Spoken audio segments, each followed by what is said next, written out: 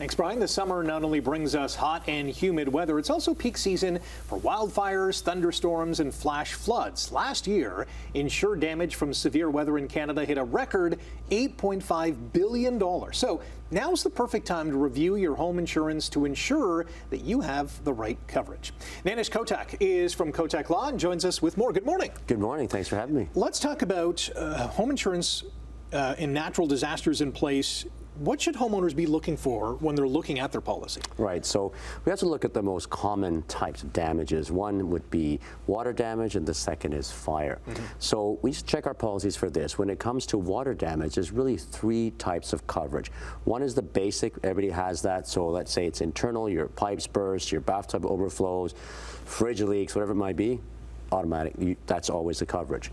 The next is what's called overland water damage. Usually that's flooding caused by rainwater, where the water will seep in through the windows and into the home. Right.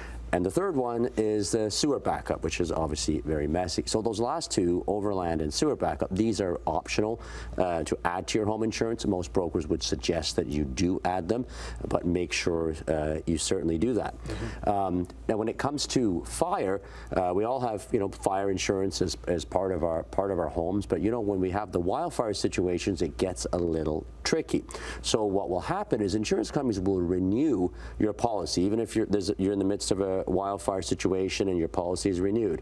But if you're buying a new home or you're buying from a resale and now you're asking for insurance and you've got a sort of an impending wildfire situation, they may decline to insure. So the tip I would give, if you're in a wildfire type of zone, make it a condition on your agreement of purchase and sale when you buy property that is all dependent on insurability. So that's a little bit of a tip to give people when it comes to the fire situations. Do most people renew their home insurance policies to look at these types of things? I doubt it, right? So, we tend to buy policies that we sort of combine our auto and our home insurance policy, and usually, obviously we rely on brokers to give us that. But I think, it's important that, not all policies are the same. Yeah. Some will have different coverage. There'll be more for jewelry, more for, wines or things like that. So if you have special things you want to insure, make sure you talk to your broker to actually add it to there.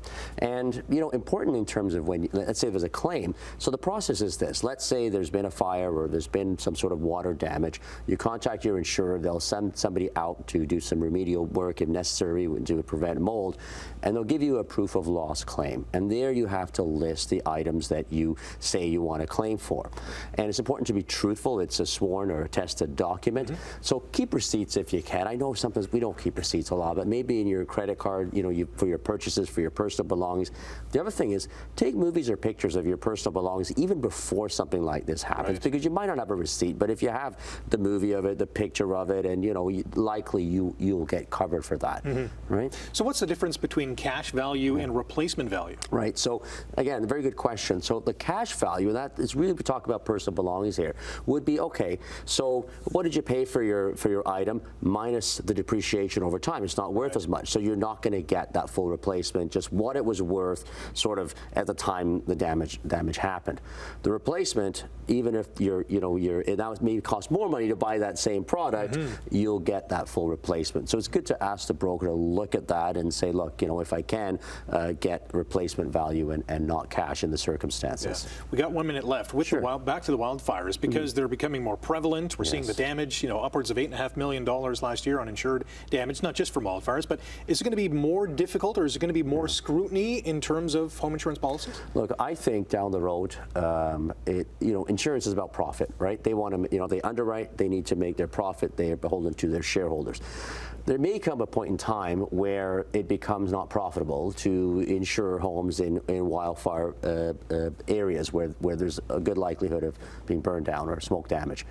That is where the government would likely have to step in and provide some sort of auxiliary coverage to that. And I can see down the road, there's a situation in California a few years back where one insurer said, we're just not going to insure there for a while. They had so many wildfires. We haven't had it here because we don't sort of regulate the home insurance premiums. They kind of price it in a way so they can make money. But we could see a change in the future. We're out of time. I appreciate your time. Thanks for joining us this morning. All the links to Nainesh Kotak and Kotak Law on our website, chch.com/morninglive.